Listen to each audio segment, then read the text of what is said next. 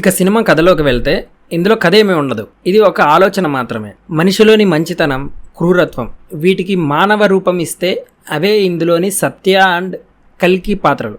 సత్య మనిషిలోని సాత్వికతకు, మానవత్వానికి, మంచితనానికి నిదర్శనమైతే కల్కి మనిషిలోని క్రూరత్వానికి, నాశనానికి నిదర్శనంగా కనిపిస్తాడు. మనిషి చేతిలో అత్యాచారానికి గురై నాశనం కాబడిన ప్రకృతిని సూచిస్తుంది ఇందులోని తల్లి పాత్ర. మనిషిలోని జ్ఞానం మనిషి పురోగమనానికి తీసుకెళ్తే, మనిషిలోని అజ్ఞానం, మూర్ఖత్వం మనిషి నాశనానికి తీసుకెళ్తుంది. అజ్ఞానం మనిషిని బంధించేస్తుంది.